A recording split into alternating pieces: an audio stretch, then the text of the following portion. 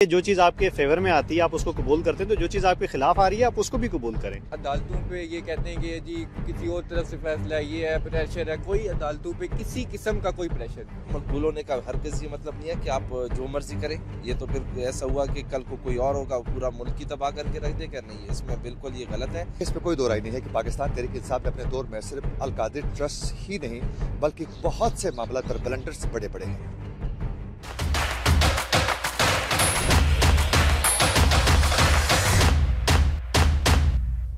190 million pound case अल मारूफ अल Qadir trust case, जिसमें तारीख की बदतरीन करप्शन हुई, उस केस का फैसला आज सुना दिया गया है। और जो बानी पीटीआई हैं इमरान खान साहब और उनकी अहलिया बुशरा बीबी को जो है वो सज़ा सुना दी गई है। इस हवाले से अवाम क्या राय रखती है वो आपके साथ शेयर करते हैं।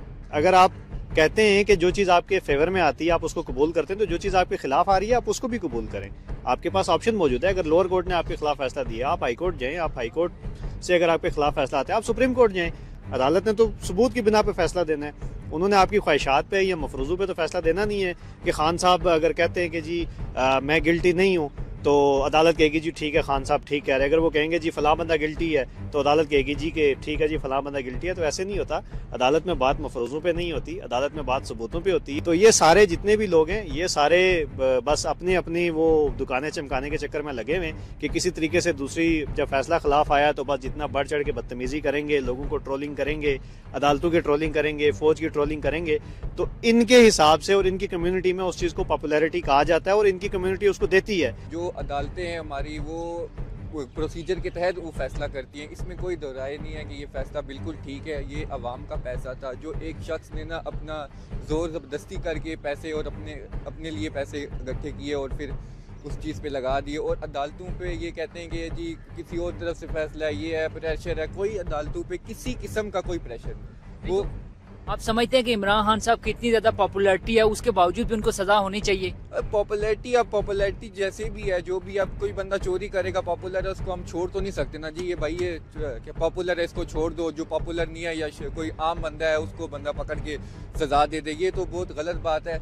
कानून सबके लिए एक ही होना चाहिए। और जो आज फैसला आया इस पे ना हम अवाम जो जितनी भी है वो अदालतों के साथ खड़ी होती है। ये पीटीआई होगी, ये जो इनके लोग हो गए, अगर उनके खिलाफ फैसला आए तो वो कहते हैं कि ये बिल्कुल गलत है। और जो अगर ना पीटीआई के हक में फैसला आए वो यही बोलते हैं हाँ यार ये ठीक है, ये अदालत भी ठीक है, ये सब जज भी ठीक है। ये इनका प्रोपेगेंडा है और ये इस तरह चलता ही रहेगा। और ये इनका यही हमेशा से रहा है, कोई पहली दफ़ा तो नहीं रहा। ये कैसे देखते हैं इस फैसले? देखिए, जो कसूरवार है उनको सज़ा तो मिलनी चाहिए, चाहे वो कोई भी है। अगर हमने असूलों की बात करनी है, मुल्क को आगे लेके जाने की बात करती है, तो फिर तो इस हिसाब से देखा जाए तो बिल्कुल ये फेयर है सज़ा। अगर जस्ट सपोज हम इसको इग्नोर करते हैं कि नहीं वो प्राइम मिनिस्टर रह चुके हैं साहब का और उसको हम फ्री छोड़ देते हैं, तो ये मुनासिब नहीं है। क्योंकि आगे हम क्या सबक देंगे अपने आने वाली नस्ल को। तो मैं चाहता हूँ कि जो ये फैसला आया ये बिल्कुल ठीक है, होना चाहिए। जो कसूरवार है उनको सज़ा मिलनी चाहिए ताकि आइंदा कोई इस तरह ना करने की सोचे। मकबूल होने का हरगिज़ ये मतलब नहीं है कि आप जो मर्जी करें। ये तो फिर ऐसा हुआ कि कल को कोई और होगा पूरा मुल्क ही तबाह करके रख देगा। नहीं, इसमें बिल्कुल ये गलत है।